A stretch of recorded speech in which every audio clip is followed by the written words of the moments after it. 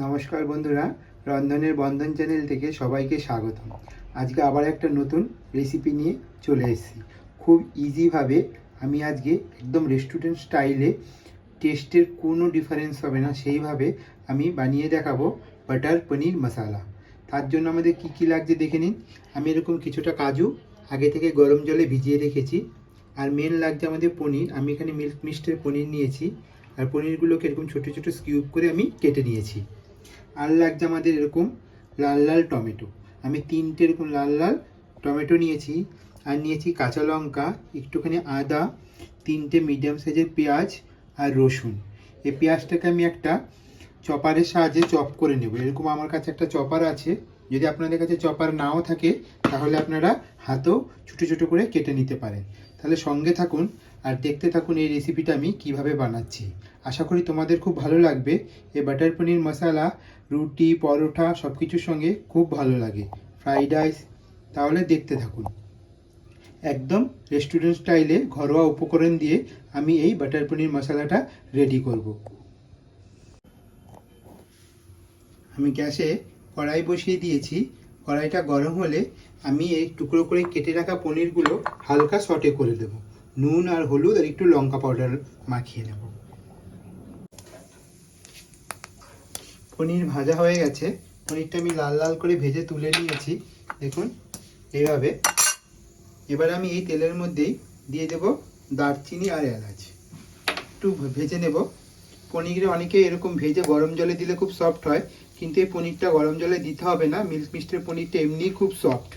এবার আমি চপারের সাহায্যে কেটে রাখা পেঁয়াজটা দিয়ে দেব। আমি পেঁয়াজটা দিয়ে দিয়েছি, আর পেঁয়াজটা আমি লো টু মিডিয়াম ফ্লেমে একদম ব্রাউন করে ভেজে নেব, যেন পুড়ে না যায় সেদিকেও নজর রাখতে হবে। আর পেঁয়াজটা পুরো ব্রাউন করে ভেজে নিতে হবে, নাহলে কিন্তু টেস্টটা ডিফারেন্স হয়ে যাবে। আমি পেঁয়াজটা ব্রাউন করে ভেজে নেব। আমি একটা মিক্সিং জারের মধ্যে টমেটো, কাজু বাদাম আর তোমার ধনে পাউডার, জিরে পাউডার, লঙ্কা পাউডার সব কিছু মশলাগুলো, হলুদ একসঙ্গে দিয়ে এর একটা ফাইন পেস্ট আমি এবার বানিয়ে নেব। আমি মশলাটা একটা ফাইন পেস্ট এরকম বানিয়ে নিয়েছি।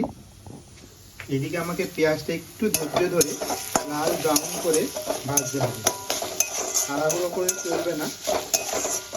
অনেকে অনেকভাবে বন্ধুরা হয়তো পনির বাটার মশলার রেসিপি আপনারা দেখে থাকবেন, কিন্তু বলছি একবার হলেও এইভাবে বাড়িতে বানিয়ে দেখবেন।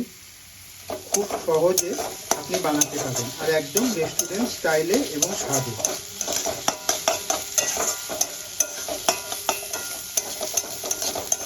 আশা করি তোমাদের ভিডিওটা খুব ভালো লাগবে। স্কিপ না করে পুরো ভিডিওটা স্টেপ বাই স্টেপ ফলো করে যদি করে থাকেন তাহলে খুব ভালো হবে। আমি সামান্য পরিমাণ নুন দিয়ে দিয়েছি, তাহলে পেঁয়াজটা খুব তাড়াতাড়ি আমার ভাজা হয়ে যাবে। পেঁয়াজটা ঠিক এইভাবে লাল লাল করে ভাজতে হবে।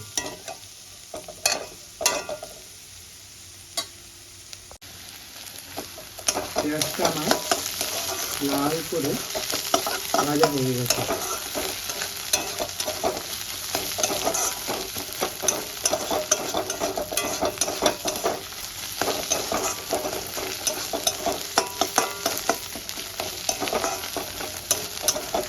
ঝালটা নুনটা আপনারা আপনাদের টেস্ট অনুযায়ী দেবেন। এখানে আমি কাঁচা লঙ্কাও দিয়েছি, সেই মতোই ঝালটা আমি ব্যবহার করেছি।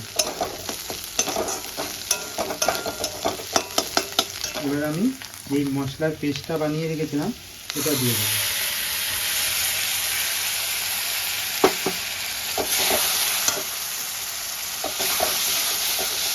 পেস্টটা দিয়ে খুব ভালো করে কষাতে হবে, কারণ কাজু দেওয়া আছে, নিচে লেগে যাওয়ার সম্ভাবনা থাকবে। সেই জন্য গ্যাসের ফ্লেমটা কম করে দিয়ে বারে বারে রাখতে হবে।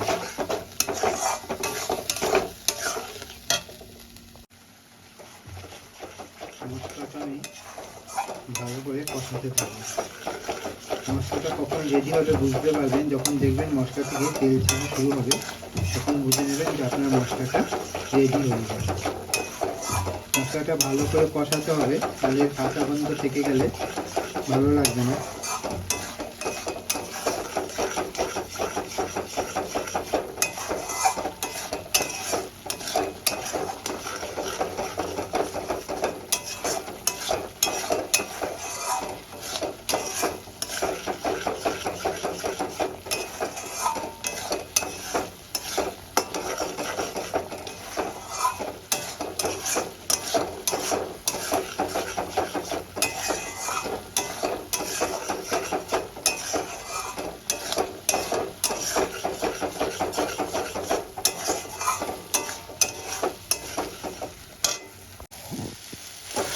মশলাটা আমার সুন্দর করে কষিয়ে নিচ্ছি।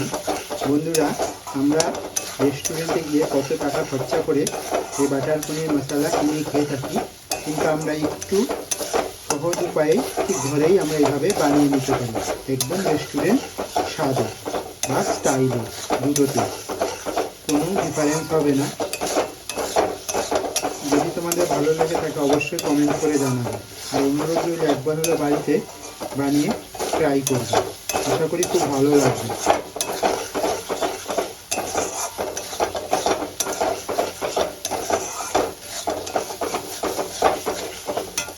এই সময় আমি একটু সামান্য চিনি অ্যাড করে দেবো, তার কারণ হচ্ছে টমেটোর টক ভাবটা ব্যালেন্স করবে।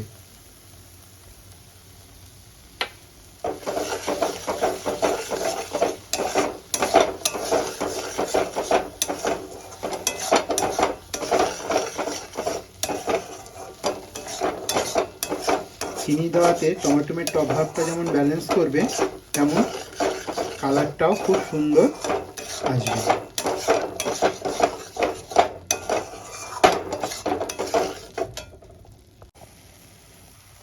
মশলা থেকে আস্তে আস্তে দেখুন তেল ছাড়তে শুরু করেছে, মতলব মশলা আমার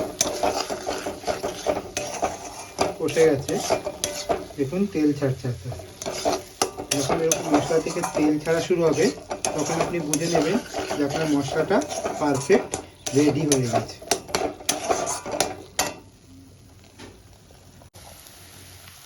আমার পুরো মশলা রেডি হয়ে গেছে, আর আমি এখানে গরম জলের ব্যবহার করব। আমি পাশে এরকম গরম জল করে নিয়েছি। আমি এখানে নর্মাল জল দেব না, আমি এখানে গরম জলই দেব।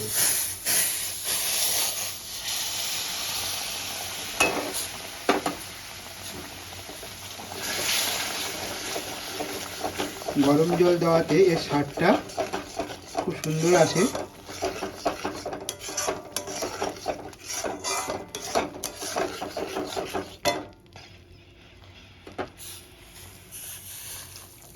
পরিমাণ মতো দিয়ে নেব, খুব বেশি ঝোল হয় না, এটা বেশ সুন্দর মাখো মাখো টাইপের হয় বাটার পনির মশলা।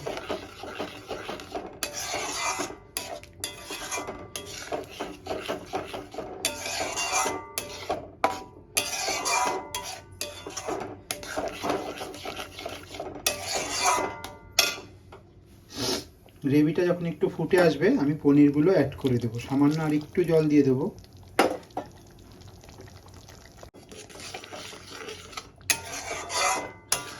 নুনটা আপনারা চেক করে নেবেন, বারবার আমি বলে দিচ্ছি, ঝাল আর নুনটা আপনারা আপনাদের টেস্ট অনুযায়ী দিয়ে নেবেন।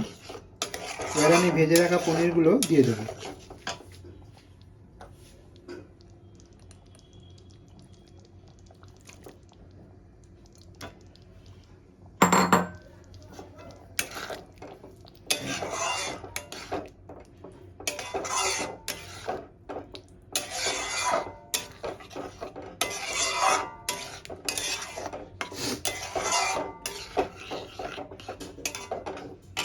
এবার আমি গ্যাসের ফ্লেমটা একটু বাড়িয়ে দেব। ঝোলটা আমার ফুটে গেছে, আর আমার বাটার পনির মশলা পুরো রেডি হয়ে গেছে। এটা আমি সামান্য একটু গরম মশলা উপর থেকে দিয়ে দেব, আর ধনেপাতা কুচি দিয়ে আমি আমার রান্নাটা শেষ করব। ধনেপাতাটা অপশনাল, আপনারা চাইলে দিতেও পারেন, নাও দিতে পারেন, কিন্তু দিলে খুব ভালো লাগবে। এবার আমি গ্যাসের ফ্লেমটা বন্ধ করে দেব, আর একটা বলের মধ্যে ঢেলে নেব। আমি একটা বলের মধ্যে ঢেলে নিয়েছি।